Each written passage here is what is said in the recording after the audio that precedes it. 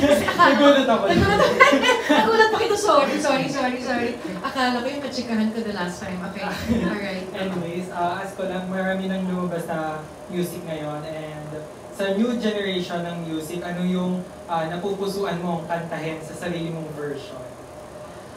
Sa new... Golden. Golden.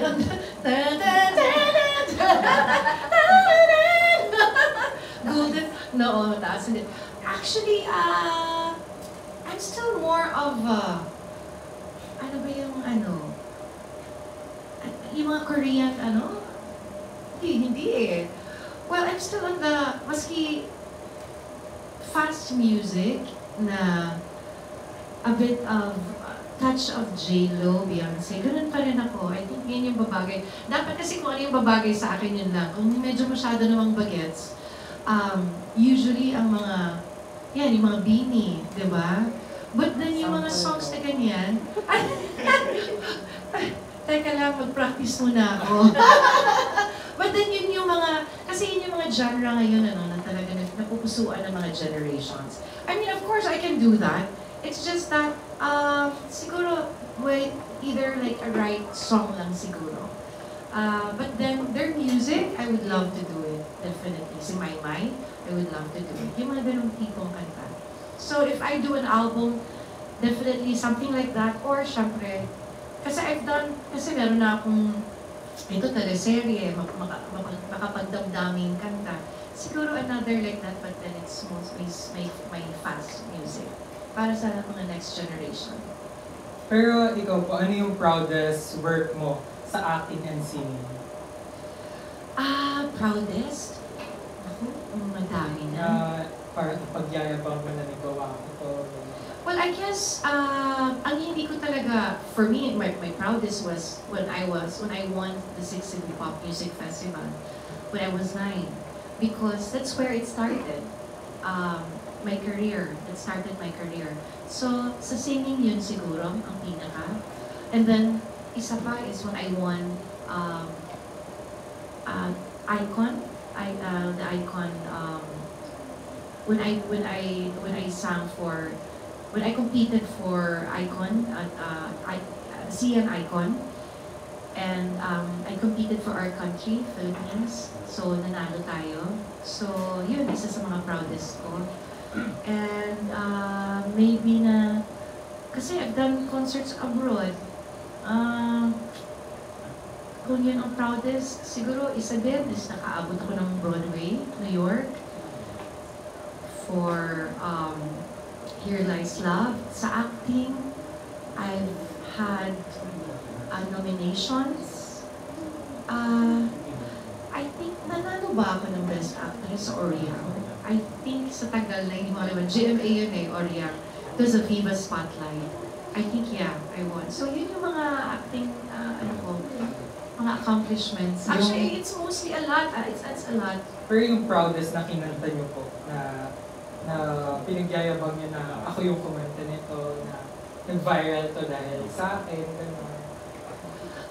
Kung Bisaya, Paglaom. Okay, proud mom ko. Sa Bisaya ko. And that's where it started. That's my meaning, that's my winning piece, Paglaom. But then, sa tagal kasi, I think it's always pangako sa'yo. That, hanggang ngayon, yung parang sinasample, Kasi nga naman, from ilang beses silang narinig yun. From, kay Jericho, ilang years, kasi ilang years din yun, kay Jericho at saka kay... Tatagal nun, tapos sa Katniel, ilang years din yun. So parang ilang years sila ako napapakinggan sa sa teleserye, di ba, sa ABS, sa parang araw-araw, Monday to Friday, nakakarinde, di ba? Di ba? Pero nakaka-proud yun. Yeah, and then when I competed for the CN Icon, I sang that. That was one of my winning piece. So, that's one of the proudest. Sample daw. Sample? Hanggang ngayon sinasample niyo ako. Sige na nga. Sige na nga! Let's go! Pwede sabayan mo ako. Ay, naku! Masisira ako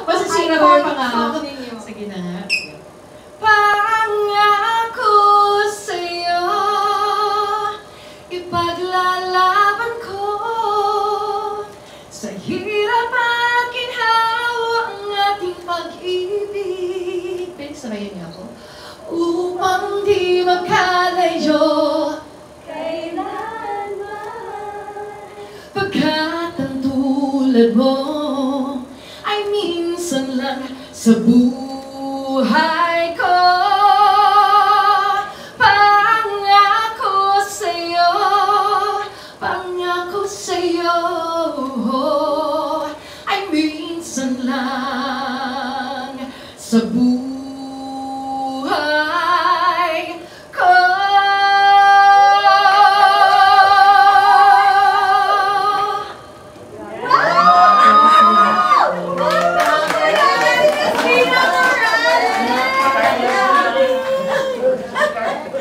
Tsaka kanta, I don't know. Walang difference sa sa yung napiplay sa teleserye, gano'n na gano'n, plakado-plakado. Salamat. Naku, napakanta nga ako. Alam mo kung sa karamihan ng guesting ko, hindi nawawala yung pakantay na ganyan eh. Sabi ko, pwede yung makanta naman. May bagong team song eh. Kung mababalik, pero hindi pa rin eh. Pangako pa rin hinihingi sa akin. And then even when I do shows abroad or here, ganun pa rin hinahanap sa akin. Kaya minsan ilalagay ko siya sa medley, pero gusto pa rin nilang mapakinggan yung Pangako Sa'yo. It's really different, Miss Dina. May magic talaga. Yung we know that na iba yung effect sa amin when we hear you singing it. Kaya hanggang ngayon, di ba kapag sinabing gayahin mo nga si Dina, it's always that song, Pangako Sa'yo. Even the younger generations, dahil Espanto, Kaya nga, si Dari, nakakainis. Tapos yung BFF ko, Eric Santos, gano'n. Gano'n?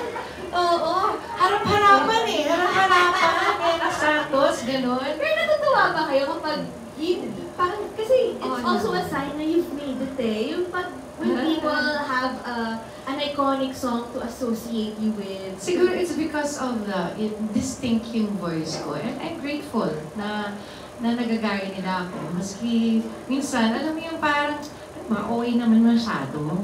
Pero may hagod talaga eh. Wala, distinct. But you know, hindi ako naiinis. Siyempre, natatawa nga ako minsan eh. Pero, ano lang, pikontalo, di ba? Ganun lang naman yan. Pero ako, natutuwa ako. Kasi at least ginagaya ako. Di ba? So, yun lang yun. Konti lang sa Pilipinas yung yung Nagagayang boses. Yes, talagang pag andun ka na, you've made it. Actually, kanina ko pa kayo gustong pasample, kasi naiiya ako. Buti na lang, si Carlos ang nakagawa. Oh, thank you, Carlos. Si Carlos pala ang may salarin. Alright, ito po last question natin. Okay. Pahabol question from Mary Chris. Miss Vina, kamusta ang puso mo ngayon? Ano ba? Tinatanong ba yun? Yan pala, hindi pa ready sumagot. Okay. Well, I have to be honest.